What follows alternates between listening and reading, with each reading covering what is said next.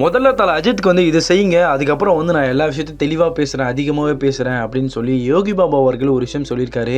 என்ன ஏதுன்றதை இந்த வீடியோவில் பார்க்கலாம். அஜித் அவர்கள் வந்து தமிழ் சினிமாவில் ஒரு முக்கிய நடிகராகவே இருக்காரு, டாப்ல அப்படின்னு கூட சொல்லி ஆகணும். ஏன்னா ஒரு சைடு வந்து அவர் வந்து படங்களும் பண்ணிட்டு இருக்காரு, இன்னொரு சைடு வந்து அவருடைய பேஷனை மட்டும் அவர் இப்போ வரைக்கும் கடைப்பிடிச்சிட்டு போயிட்டு இருக்காரு அப்படின்னு தெரியும். ஏன்னா வந்து இப்போ நம்ம நடுவில் வந்து சமீபத்தில் பார்த்துருந்தோம், துபாய் ரேஸில் கூட தல அஜித் அவர்கள் வந்து அந்த ரேஸ்க்காக ஒரு பட்ட கஷ்டங்களும் சரி, ரிகர்சல் பண்ண விஷயமும் சரி, அதுக்கப்புறம் ஃபைனலாக அவர் வின் பண்ண விஷயத்தையும் நம்ம பார்த்தோம். ஸோ ஒரு சைடு வந்து இது பண்ணிட்டு இருந்தாலும் இன்னொரு சைடு வந்து அவர் படங்களுக்காக எஃபர்ட் போடுறதும் பார்க்க முடியுது. ஏன்னா விடாமுயற்சியும் நடந்துட்டு இருக்காரு, அதுக்கப்புறம் குட் பாலியும் பண்ணிட்டு இருக்காரு. ஸோ இதெல்லாமே பண்ணிட்டு இருந்தாலும் யோகி பாபா அவர்கள் வந்து இப்போ ஒரு விஷயம் ஷேர் பண்ணியிருந்தாரு. அதில் என்ன சொல்லியிருந்தாரு அப்படின்னா வந்து, இப்போ அவர் பிரஸ் மீட்டில் இருக்க எல்லாரும் தல அஜித் அவர்கள் வந்து இப்போ பத்மபூஷன் வந்து விருது வாங்கியிருக்காங்க.